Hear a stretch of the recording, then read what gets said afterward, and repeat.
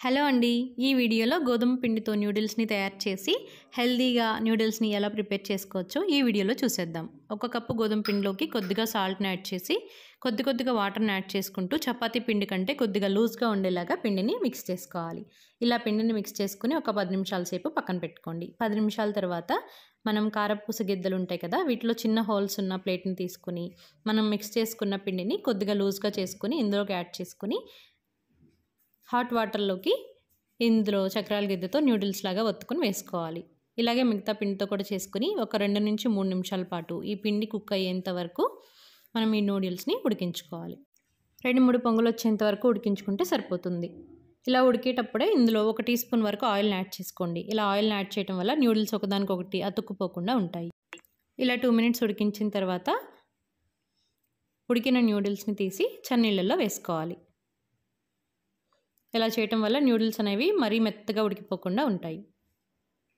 ఇలా చన్నీళ్ళల్లో వేసుకుని వెంటనే తీసేసి ఒక స్ట్రైనర్లో వేసుకుని వాటర్ మొత్తం పోయే వరకు ఒక 5 నిమిషాల సేపు పక్కన పెట్టేసుకోండి.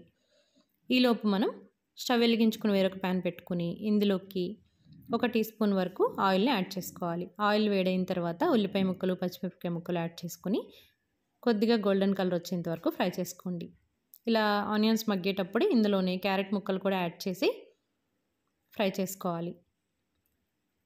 క్యారెట్ ముక్కలు ఫ్రై అయిన తర్వాత టమాటా ముక్కలను యాడ్ చేసి ఈ కూరగాయ ముక్కలు మొత్తం పూర్తిగా మెత్తగా అయ్యేంత వరకు కుక్ చేసుకోవాలి. ఇందులో రుచికి సరిపడా ఉప్పు, 1 టీ స్పూన్ వరకు షెహనాజ్ రెడ్ చిల్లీ సాస్ కానీ టొమాటో సాసు, సోయా సాస్ మనకి ఇలా ఏది నచ్చితే ఆ సాసులను యాడ్ చేసుకోవచ్చండి. బయట బండి మీద అమ్మే స్టైల్ రావాలంటే నేను చెప్పిన 3 సాసులని యాడ్ చేసుకోండి.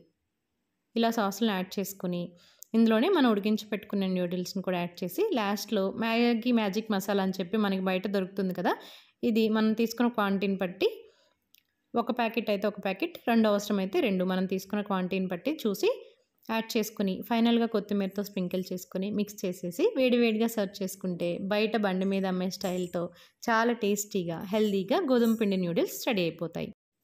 బయట కొనే న్యూడిల్స్ కన్నా ఈ న్యూడిల్స్ చాలా టేస్టీగా ఉంటాయి. తప్పకుండా ట్రై చేయండి. ఈ వీడియో మీకు నచ్చితే లైక్ చేసి ఛానల్ని సబ్స్క్రైబ్ చేసుకోండి.